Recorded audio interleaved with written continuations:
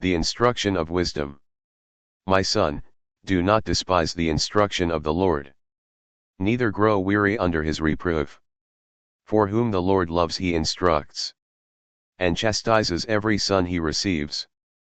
Blessed is a man who finds wisdom, and a mortal who sees discernment.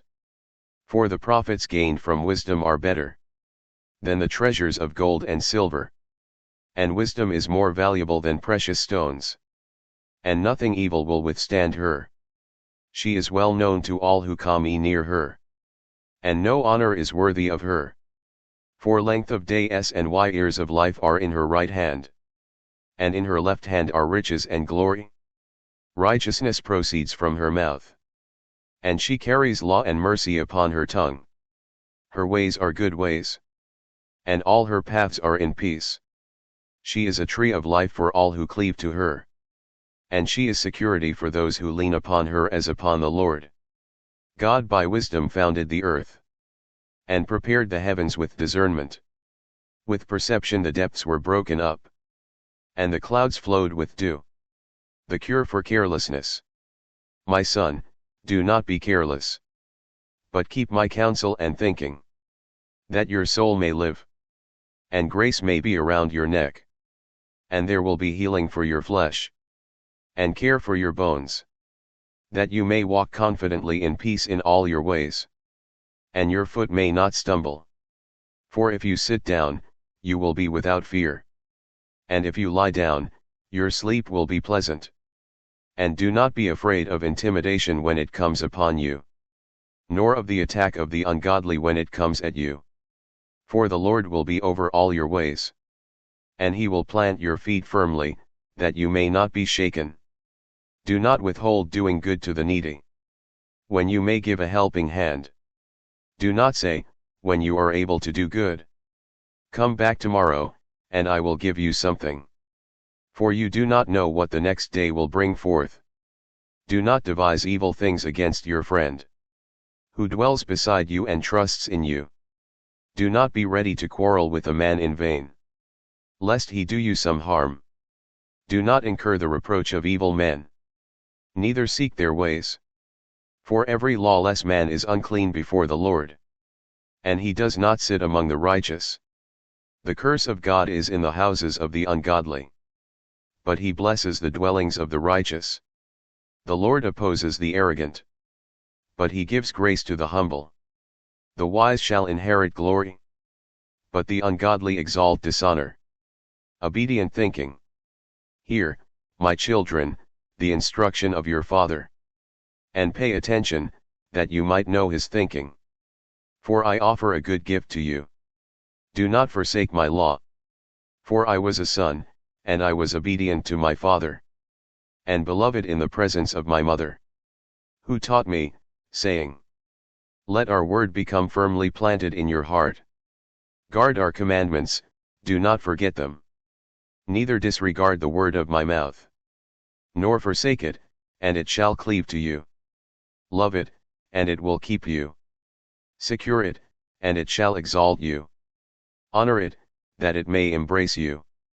And give your head a crown of graces, and cover you with a crown of delight. The paths of wisdom. Hear me, my son, and receive my words. And the years of your life shall be increased, that many ways of life may be yours. For I teach you the ways of wisdom, and set you on upright paths. For if you walk, your steps shall not be confined. And if you run, you will not grow weary. Lay hold of my instruction, do not let go, but guard it for yourself as your life. Do not go in the ways of the ungodly, neither be zealous for the ways of the lawless. In whatever place they encamp, do not go there, but turn aside from them and pass by.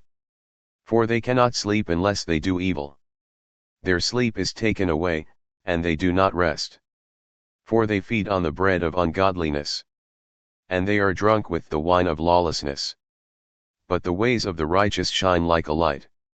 They go before and give light until full daylight. But the ways of the ungodly are dark. They do not know how they stumble. Notes from the previous page. 3:4-10 Faithfulness in almsgiving, v3, is a manifestation of obedience to wisdom from the heart, and helps one not to forget his laws. For one who forgets the laws of wisdom exalts his own wisdom, v5, stumbles on the straight path, v6, relies on his own discernment, v7, and turns to evil passions, v7. But almsgiving is part of the golden chain around one's neck, v3, see also 110. For one attached to his material possessions will soon forget and forsake wisdom and his laws, v3. 3:11-22 Rebellion is an offspring of forgetfulness and is characterized by a heart that despises and faints under wisdom's instruction, one aspect of which is reproof, v11. For wisdom instructs and chastises his children, because he loves them, v12, c. Also Heb 12:5, 6, otherwise, they would forget God and fall into rebellion against him. But wisdom's education leads to discernment, v13, and righteousness, v18. Those who know Christ will find him to be the true riches, verses 14, 15, 17, and no honor given him is worthy of him, v16. To travel his good road brings one peace, v19, life, v20, and security, v20. Then too, they come to know him as the Lord, v20, and the Creator of the world, for God the Father founded the world through him. Verses 21, 22. 3:11-18 This passage is read on September 13 at Vespers for the Feast of Exaltation of the Holy Cross. 3:21-36 This passage is read during Friday Vespers in the first week of Great Lent. 3:23-38 One who forgets wisdom becomes careless, v23. Such carelessness is characterized by fearfulness, v27, intimidation, v28, unfaithfulness in almsgiving. Verses 30, 31, betrayal, v32, quarrelsomeness, v33, lawlessness, verses 34, 35, the curse of God, v36, arrogance, v37, and dishonor, v38. And the cure for carelessness, v25, is the grace of the virtues, discernment, righteousness, courage, and self-control. Grace around your neck, v24. 4:1-28 This chapter may be divided into three sections, in which Christ, the wisdom of the Father, addresses his children.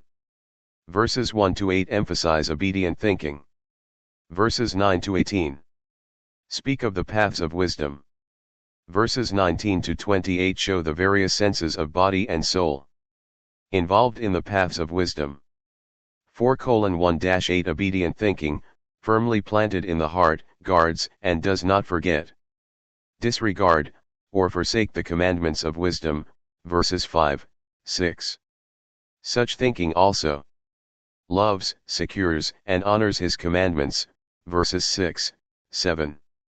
When this is the case, wisdom, in turn, cleaves to, v6, keeps, v6, exalts, v7, and embraces, v7, his children. In so doing, he puts a crown of graces and delight on their heads, v8. 3:37-4:21 This passage is read during Monday Vespers in the second week of Great Lent. The wise heart. My son, give heed to my word, and incline your ear to my words, that your fountains may not fail you.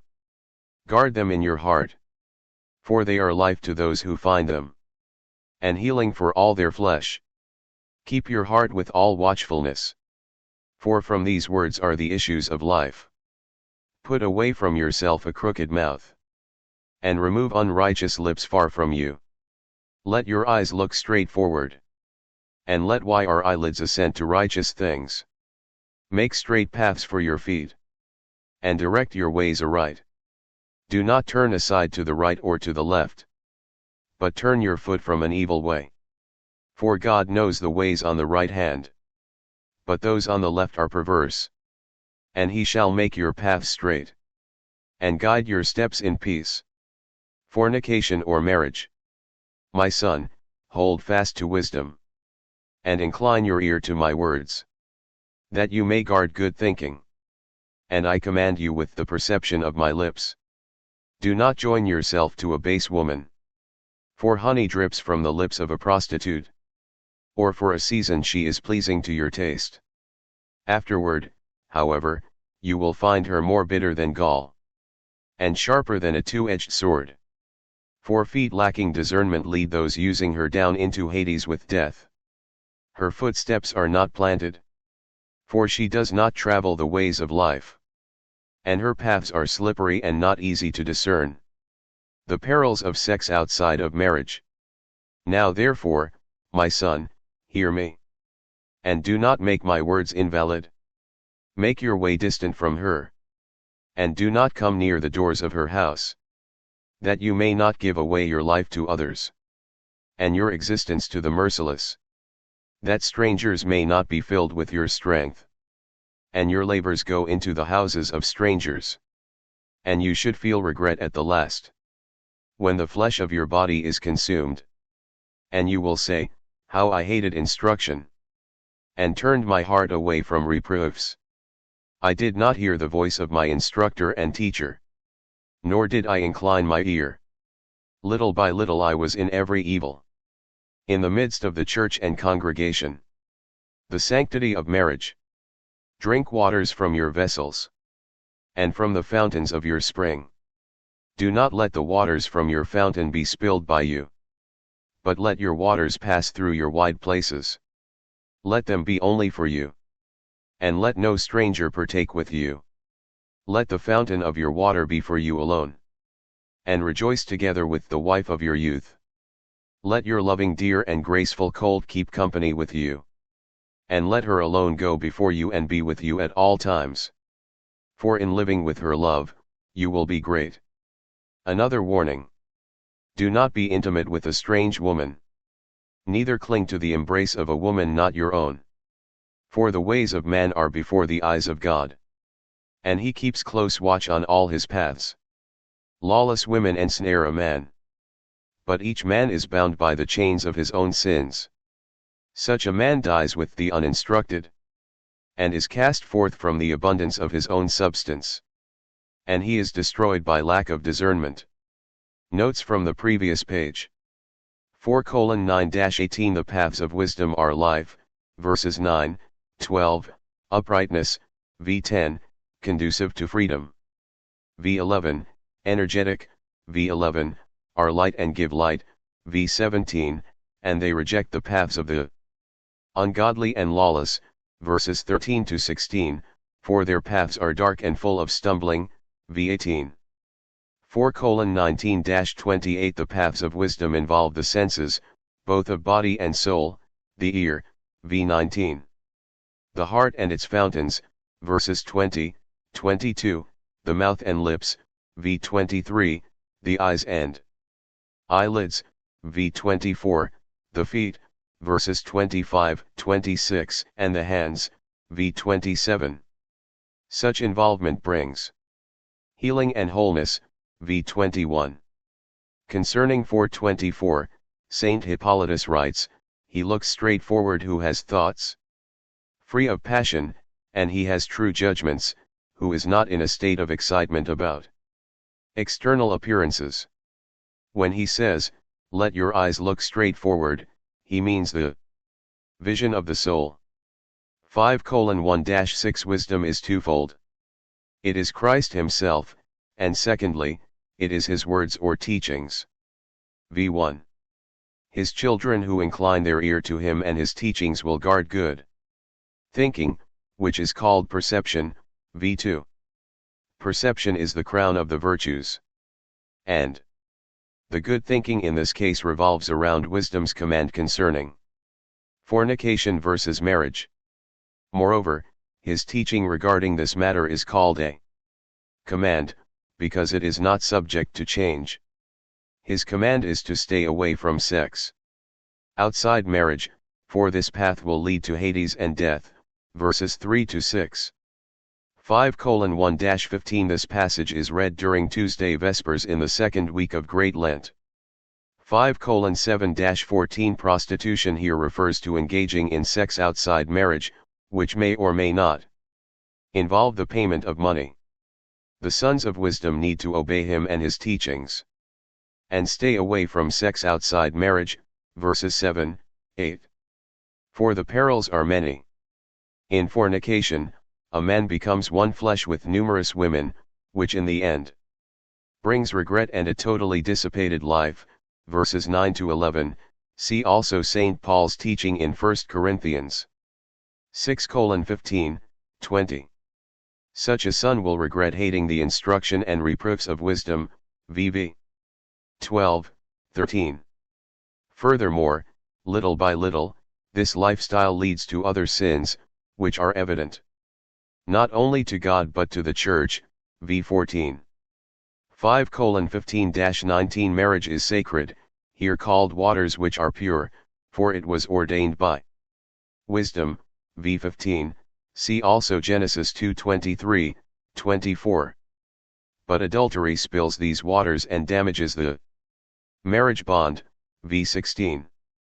However, faithfulness in marriage is called wide places, because it is filled with blessings from wisdom, verses 16-18. For within it, both husband and wife rejoice together, v. 18, and the wife's love and companionship make her husband great, v. 19. 5:20-23 In conclusion, the eyes of God keep close watch on a man, verses 20, 21. For a man who embraces a woman not his wife may do so in the dark, but what he does is fully exposed before God. And although a lawless woman may ensnare a man, the man also is responsible for chaining himself with his own sins, v. 22. For he refuses wisdom's crown of discernment, and is finally destroyed with the rest of the undiscerning, v. 23. See also Hebrews 13:4. 5:15-23 This passage, including 6:1-3, is read during Wednesday Vespers in the second week of Great Lent.